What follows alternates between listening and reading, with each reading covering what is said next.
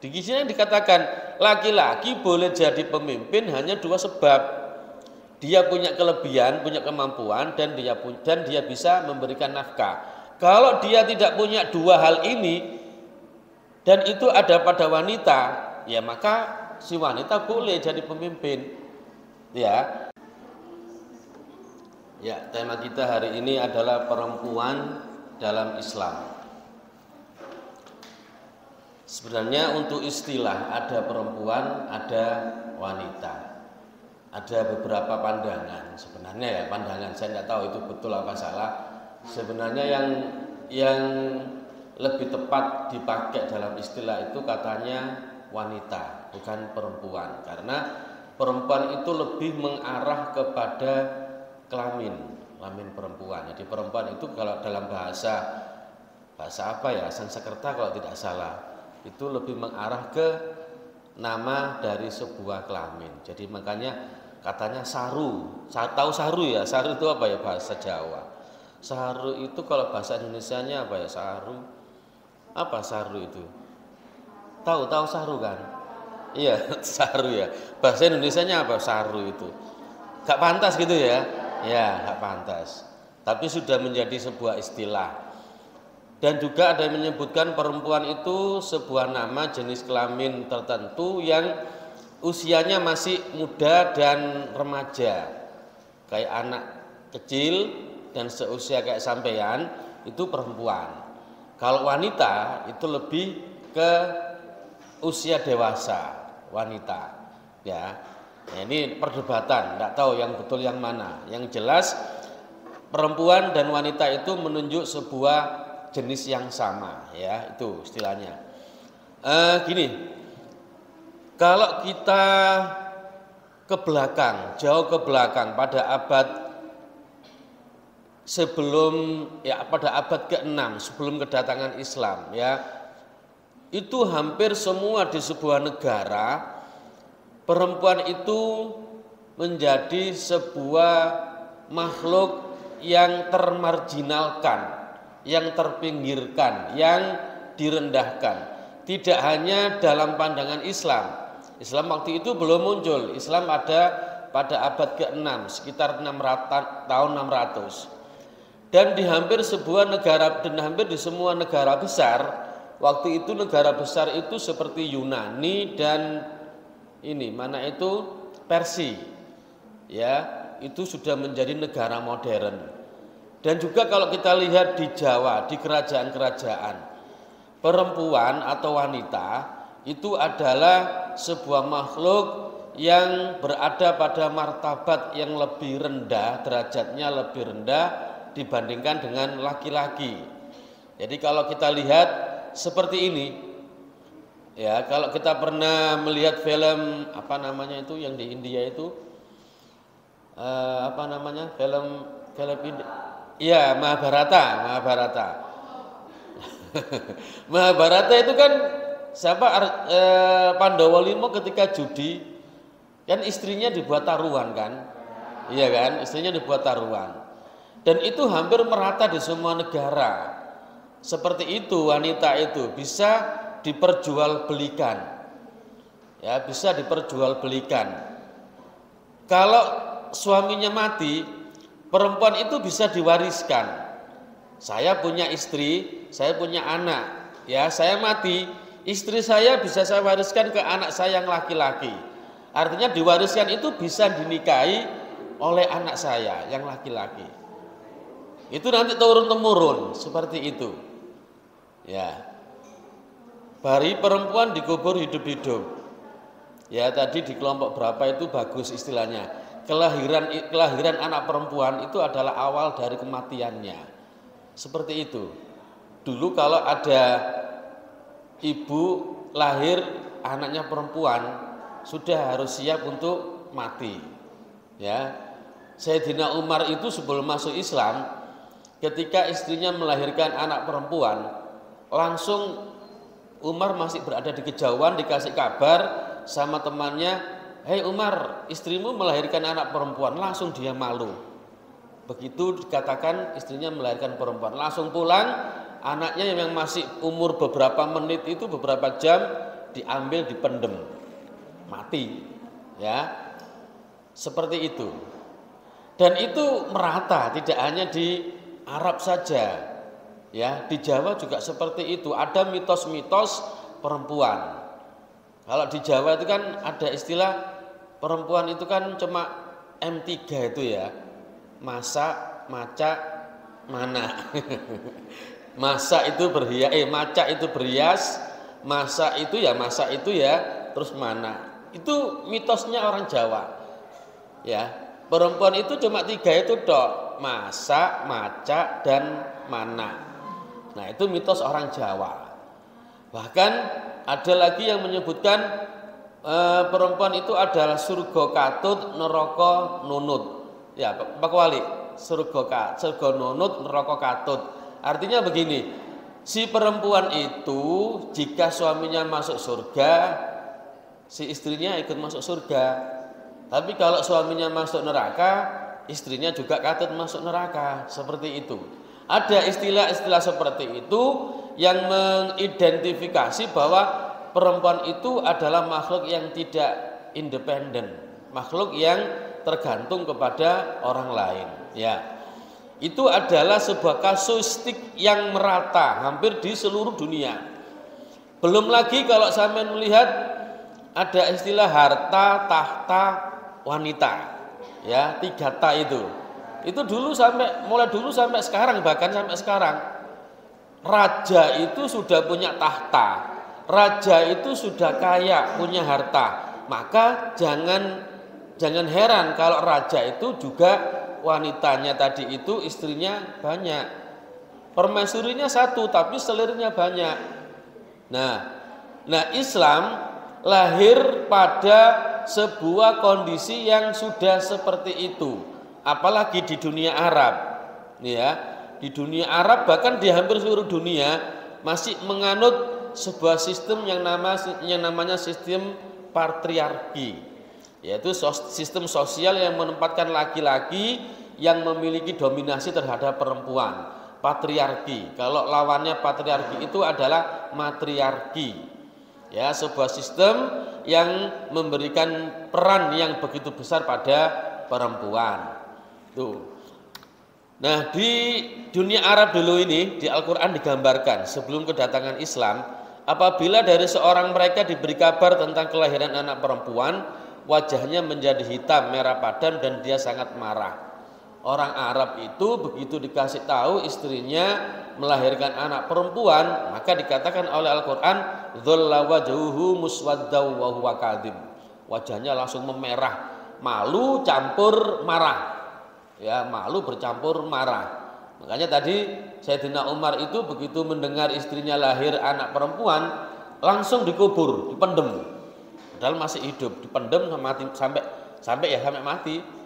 Dikubur hidup-hidup, ya.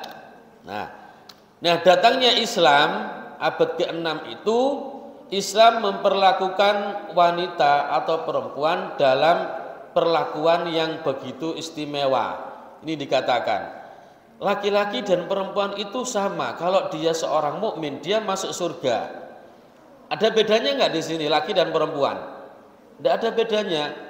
Laki-laki dan perempuan dia akan masuk surga kalau dia berbuat baik. Tidak seperti yang mitos tadi, surga katut, neraka nunut.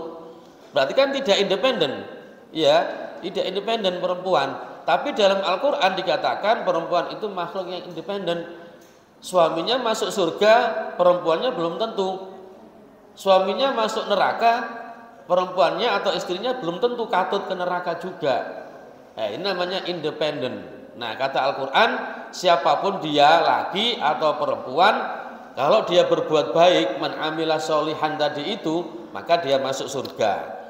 Terus kemudian ini Islam memberi hak waris kepada perempuan yang asalnya sebelum adanya Islam, perempuan itu tidak punya hak waris. Misalkan ya, orang tuanya meninggal, punya anak laki dan perempuan, orang tuanya meninggal, hak warisnya secara penuh langsung masuk ke anak laki-laki. Perempuan tidak dapat hak waris. Datang Islam, maka perempuan dikasih bagian setengah, separuh dari laki-laki. Ya, orang tuanya punya uang 10 juta, maka yang laki-laki dapat 1, perempuannya dapat separuh. 10 juta berarti berapa? 7,5 sama 2,5. Ada orang kemudian mengatakan, oh itu tidak adil, kok bisa seperti itu? Katanya tadi itu feminisme, emansipasi. Katanya laki-laki dan perempuan harus sama. Sampean harus lihat sejarahnya, ya. Tidak bisa kita mengatakan Islam tidak adil dalam urusan hak waris. Justru ini Islam memberikan sebuah pandangan yang asalnya perempuan tidak dapat jatah warisan, kemudian dikasih jatah setengah dari laki-laki. Ya, berarti Islam mengangkat derajat atau martabat dari seorang perempuan. Tuh. Terus kemudian kita kemudian berbicara ini arahnya ke sini tadi, bentar.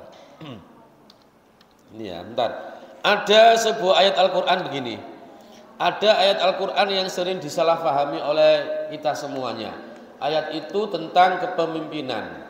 Ayatnya berbunyi ar-rijalu qawwamuna 'alan nisa bima faddalallahu ba'dahum 'ala ba'din wa bima anfaqu min amwalihim. Ini materi satunya ini, bentar ya. Ini. Bentar. Nah, ini. Orang kemudian menyalahartikan bahwa yang berhak menjadi pemimpin itu hanya laki-laki. Karena artinya begini, laki-laki adalah pemimpin bagi wanita. Berarti Pak, yang boleh jadi pemimpin itu hanya laki-laki saja.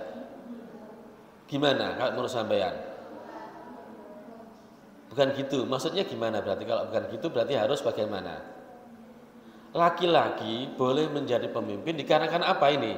Karena Allah memberikan kelebihan. Pertama. Kedua, karena laki-laki itu memberikan nafkah. Ada 2 sebab laki-laki boleh menjadi pemimpin. Yang pertama karena dia punya kelebihan. Baik itu kelebihan masalah keilmuan, kelebihan harta, macam-macam. Pokoknya dia punya kelebihan. Dan yang kedua adalah dalam sisi dia menafkahi keluarganya. Sekarang kalau misalkan ada perempuan yang dia mampu memiliki kelebihan di atas rata-rata dari laki-laki, kemudian dia juga mampu kemudian si perempuan itu juga mampu memberikan rezeki. Apakah perempuan yang seperti itu tidak boleh jadi pemimpin? Nah, seperti itu pertanyaannya. Di sini dikatakan laki-laki boleh jadi pemimpin hanya 2 sebab. Dia punya kelebihan, punya kemampuan, dan dia bisa memberikan nafkah. Kalau dia tidak punya 2 hal ini dan itu ada pada wanita, ya maka si wanita boleh jadi pemimpin. Ya, jadi maknanya seperti itu. Nah, di sini suami memberi pelayanan yang baik kepada istri. Jadi martabat dari perempuan itu dihormati dengan cara apa?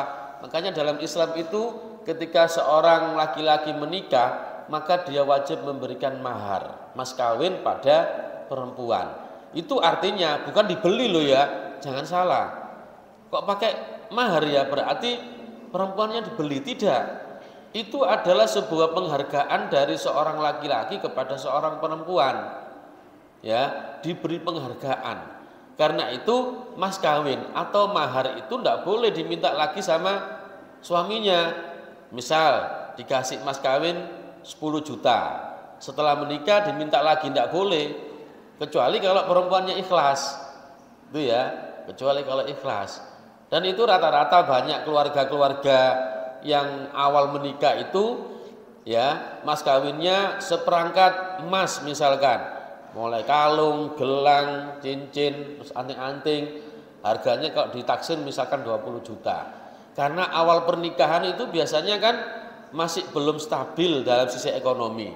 Akhirnya terjual, titik ya, anting-antingnya dijual, gelangnya dijual, cincinnya dijual, akhirnya habis.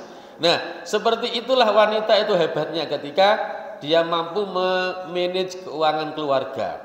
Ya, ini berarti ketika seseorang laki-laki itu memberi mahar, itu bukan membeli. Artinya dia memberikan penghargaan kepada perempuan. Terus ini perempuan memiliki hak sama dengan laki-laki. Haknya sama. Jadi begini, nanti kita bicara feminisme ya. Sekaligus feminisme gini. Islam itu sebenarnya dari sisi sosial, laki-laki dan perempuan tidak ada bedanya. Laki-laki boleh jadi pemimpin, perempuan juga bisa jadi pemimpin. Tetapi di dalam rumah tangga harus ada perbedaannya antara laki-laki dan perempuan. Dari sisi syariat, perempuan dan laki-laki itu beda. Bedanya di mana? Kalau laki-laki sholat mesti nutup, ya, tidak ada bolongnya. Kalau perempuan ada bolongnya ketika dia menstruasi.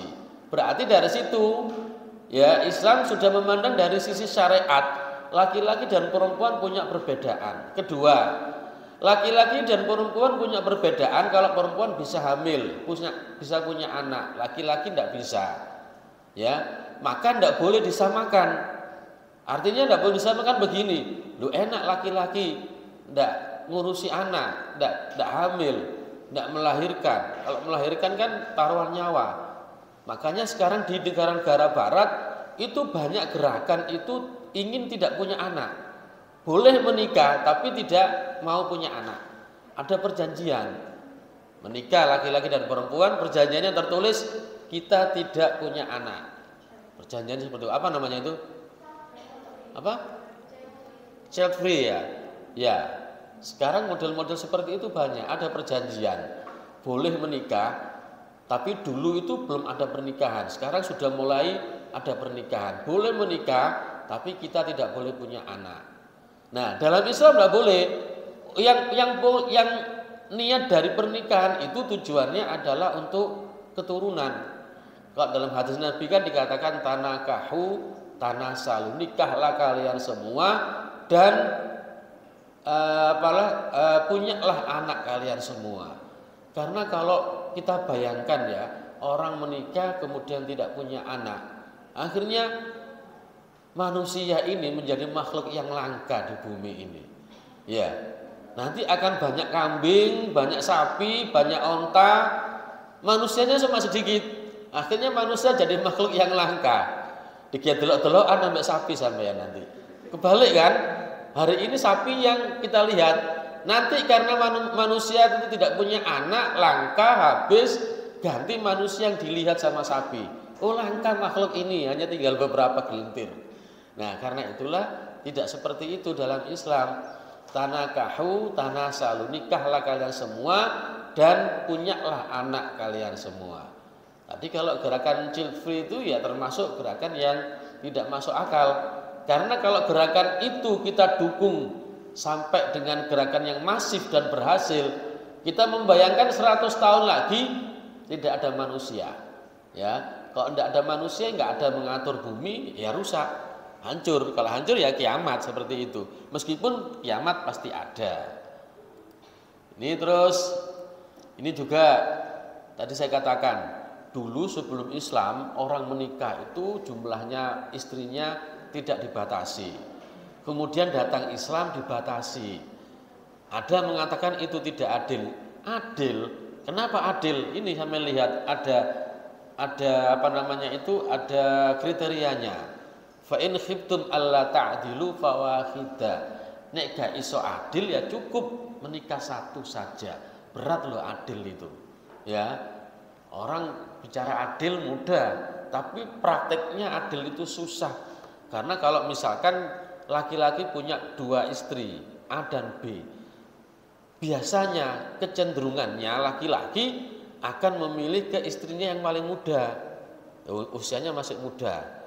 Ibarat mobil masih bisa digenjot 100 km, gitu kan. Ya, karena itulah adil itu susah. Ini makanya boleh kita menikah lebih dari satu, tapi kayaknya susah lah untuk masuk ke sana. Ya, kecuali ada beberapa orang saja yang bisa. Ini feminisme.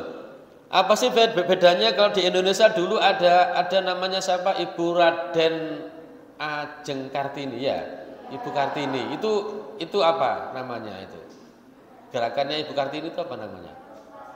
Emansipasi. Apa bedanya emansipasi sama feminisme? Kalau feminisme itu gerakan lebih mengarah kepada sifat kewanitaan, ya, kedudukan wanita, derajat wanita, fungsi wanita. Kalau emansipasi, gerakan yang menuntut perempuan memiliki peran yang sama di masyarakat. Itu aja istilahnya saja. Sebenarnya hampir sama. Nah, dalam Islam, ini saya tidak mengarah ke sini ya.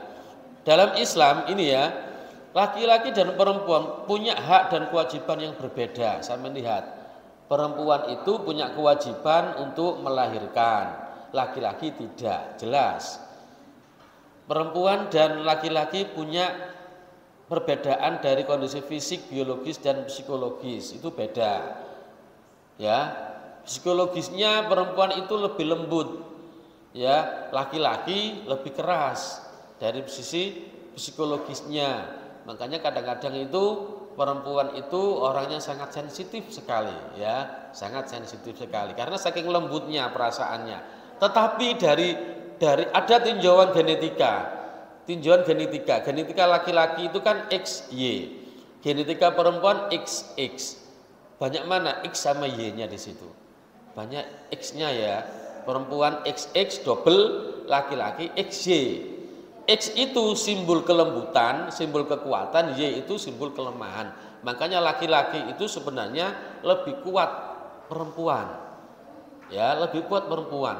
Banyak perempuan yang single victor, apa yang apa? Yang ditinggal meninggal suaminya itu namanya apa? Single parent. Kok single factor? Wah, single parent kok single factor ya apa sih? Ya, banyak perempuan yang single parent sampai dia mampu menjadikan anaknya itu sukses banyak. Tapi tidak pernah terdengar laki-laki yang single parent mampu menuntaskan anaknya menjadi orang sukses. Jarang sekali terdengar. Ya, jarang. Kalau perempuan banyak. Tapi kalau laki-laki jarang terdengar. Berarti menandakan wanita itu sebenarnya lengkap sebenarnya. Dia dari sisi psikologisnya meskipun sensitif, tapi dia mampu menyayangi karena sensitifnya. Disitulah, itu hebatnya perempuan. Hak wanita. Wanita itu punya hak yang sama sebenarnya. Sama. Ya, sama, tapi kewajibannya beda. Haknya sama, kewajibannya beda. Nah, itu ya. Jadi gini, ada hak tabii, hak yang berlaku secara fitrah. Jadi perempuan itu punya hak ketika dia menstruasi, dia boleh tidak puasa, boleh tidak sholat. Itu hak fitrah. Laki-laki tidak ada. Laki-laki kalau puasa Ramadan ya oto 1 bulan penuh. Kalau perempuan bisa terkurangi. Ya. Terus dalam undang-undang sebenarnya juga haknya sama. Dalam undang-undang perempuan di Indonesia itu punya hak yang sama. Dia boleh jadi pemimpin, dia boleh jadi direktur, dia boleh jadi manajer, dan pokoknya tidak ada perbedaan. Ya, Anda jangan melihat di dunia Arab ya. Di dunia Arab sampai hari ini masih ada diskriminatif. Ya. Dulu saya tahun 2012 apa 13 ketika umroh, saya melihat yang belanja itu yang laki-laki. Ya. Yang belanja di mall itu laki-laki, tidak ada perempuan. Yang boleh nyopir mobil itu laki-laki, perempuan tidak boleh. Ya, perempuan tidak boleh. Di tempat-tempat umum yang boleh berkeliaran hanya laki-laki, yang perempuan tidak boleh. Tahun 2012. Sekarang tahun 2023 mulai 2021 itu sudah agak longgar. Perempuan boleh nyetir mobil sendiri. Perempuan boleh jadi direktur. Perempuan boleh kuliah. Dulu boleh kuliah tapi dipisah. Satu kelas ini laki sendiri, satu kelas lainnya perempuan sendiri. Sekarang boleh dicampur. Itu baru tahun 2021-an. Sebelumnya ya masih seperti itu. Itu budaya ya, budaya. Itu bukan terkait dengan ajaran agama. Kalau di Indonesia enggak. Kalau di pesantren masih. Di pesantren, beberapa pesantren yang salaf itu masih seperti itu. Sekolah ini enggak boleh ada laki-laki perempuan. Ya, saya tahun 91 itu lulus, sekolah saya masih sendiri-sendiri, pagi laki-laki, jam 1 pulang ganti perempuan. Sekarang saya lihat banyak di pondok itu sudah satu kelas, sudah laki-laki dan perempuan bercampur.